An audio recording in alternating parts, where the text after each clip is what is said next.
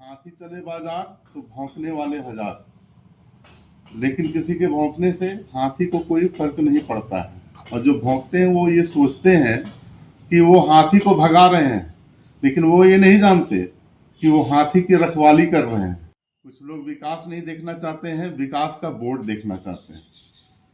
उनके लिए भी है कि बहुत जल्दी उनको बोर्ड दिखेगा, शिलापट भी नजर आ जाएगा और वो गिनते गिनते थक जाएंगे। नमस्कार, आप देख रहे हैं द जनसभा। मैं हूं आकाश। आज हम बात करते हैं सिमरिया विधानसभा क्षेत्र भाजपा विधायक उज्जवल दास जी का। हफ्तों से भाजपा विधायक उज्जवल दास चर्चों में बने हुए हैं। चर्चा इस बात की हो रही है कि भाजपा विधायक उज्जवल दास लगातार कई शादी के समारोह में उपस्थित हो रहे हैं। जहां शादी होती है, निमंत्रण मिलता है, भाजपा विधायक वहां पहुंच जाते हैं। ये चर्चा सिमरिया विधानसभा क्षेत्र से लेकर के चौक चौराहों से लेकर गली गलियारों तक ये गूंज रहा है। आखिर क्या बात है, क्या कुछ है? हम सीधा बात करते हैं सिमरिया विधानसभा क्षेत्र विधायक उज्जवल दास से। जानते हैं कि चर्चा ये क्यों हो रही है, गली गलियारों से लेकर के चौक चौराहे तक। दादा जनसभा में आपका स्वागत है। धन्यवाद। लगातार कई हफ्तों से एक चर्चा हो रही है सिमरिया विधानसभा क्षेत्र के चौक चौराहों से लेकर के गली गलियारों तक, यहाँ तक समाज अगुवा से लेकर के तमाम ऐसे लोग हैं जो चर्चा कर रहे हैं कि विधायक जी आजकल शादी समारोह में बहुत ज्यादा नजर आते हैं। क्षेत्र का विकास नहीं करने को छोड़ करके वो शादी का विकास कर रहे हैं। आखिर आप क्या कुछ कहना चाहते हैं इस आरोप में? सबसे पहले तो मैं बता दूं कि जब जनता बुलाती है तो मैं हर समय वहाँ उपस्थित रहता हूँ और लोगों का प्यार है, स्नेह है, जो मुझे हर माहौल में, चाहे वो शादी का माहौल हो, छठी का माहौल हो या किसी गम का माहौल हो, लोग मुझे याद करते हैं, मैं वहाँ पे जाता हूँ। और अगर इसकी चर्चा हो रही है तो मैं तो ये सौभाग्य मानता हूँ कि ये पहले लोग कहते थे कि विधायक नहीं दिखते हैं, सांसद नहीं दिखते हैं, अब तो लोग कह रहे हैं ना कि शादी विवाह में जा रहे हैं, छठी में जा रहे हैं, मरनी जिनी में जा रहे हैं। तो मैं मानता हूँ कि जनता के दिल में मैं हूँ, इसलिए जो है सो जनता मुझे याद कर रही है और मैं जनता का सम्मान कर रहा हूँ। जैसे कि आपने विधायक जी ने आपने बताया दादा कि पहले लोग ये चर्चा क्या करते थे कि विधायक जी कहीं नजर नहीं आ रहे हैं, और अब नजर भी आ रहे हैं तो लोगों को खटकना शुरू हो गया है। लोग अब ये कहते हैं कि विधायक जी अब जाते हैं। दादा, जब शादी समारोह सम्मेलन में जब जाते होंगे तो वहां तो आपके कार्यकर्ता से लेकर के पक्ष विपक्ष, नेता दल के, समाज अगुवा, सारे लोग मिलते होंगे दादा जी। तो इस बीच में विकास हित में लेकर के क्या कुछ चर्चाएं भी होती है? देखिए, आपने बिल्कुल सही कहा कि मैं जहाँ जहाँ भी जाता हूँ वहाँ पे लोग मिलते हैं, पक्ष विपक्ष के लोग मिलते हैं, सारे लोग मिलते हैं, हमारे कार्यकर्ता भी रहते हैं। और जहाँ तक विकास की बात है, विकास भी हो रहा है। मैं आपको एक छोटा सा प्रसंग बताता हूँ। बहुत सुंदर सा प्रसंग है श्री रामचरितमानस का, कि भगवान श्री रामचंद्र जी जब विश्वामित्र जी और भाई लक्ष्मण जी के साथ में जनकपुरी आए और सीता जी का स्वयंवर चल रहा था, तो बहुत देश विदेश से राजा महाराजा सब आए हुए थे।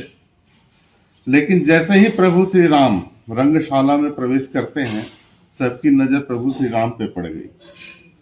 तो प्रभु श्री राम को किसी ने मित्र के रूप में देखा, किसी ने भगवान के रूप में देखा, किसी ने राजकुमार के रूप में देखा, किसी ने दुश्मन के रूप में भी देखा।